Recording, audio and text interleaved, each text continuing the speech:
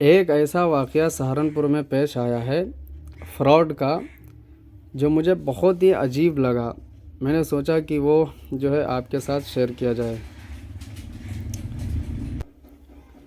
سہارنپور میں ایک سینئر جج سے تقریباً ٹھگی کا معاملہ پیش آیا۔ تقریباً 24 لاکھ روپے لوٹ لیے ان سے،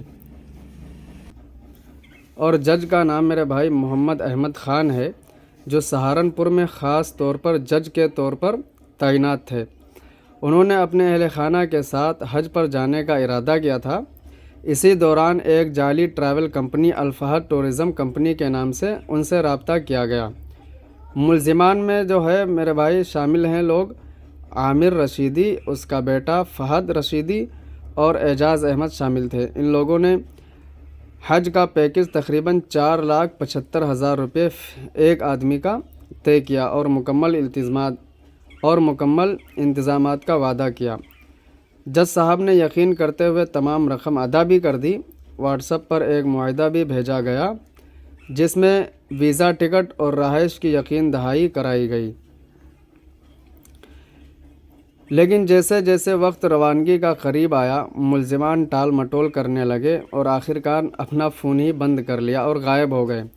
تب جا کر جج صاحب کو پتہ چلا کہ میرے ساتھ تو دھوکہ ہوا ہے، فراڈ ہوا ہے۔ ان کو تب جا کے یہ احساس ہوا۔ انہوں نے پھر شکایت درج کرائی۔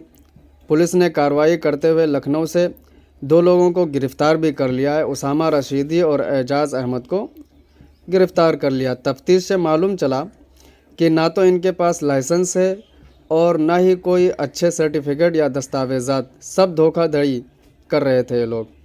میرے بھائی مجھے کہنا بس اتنا ہے کہ اپنے ہی قوم میں کچھ ایسے لوگ رہتے ہیں جس کی وجہ سے تمام لوگوں کو سوال کرنے کا موقع مل جاتا ہے۔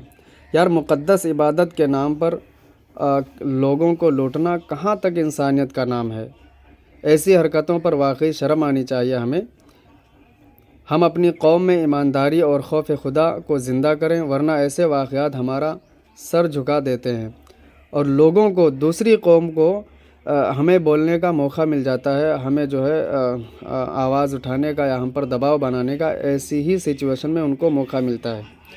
سو اس ویڈیو کو شیئر کریں اور دوسروں تک یہ خبر پہنچائیں۔ السلام علیکم۔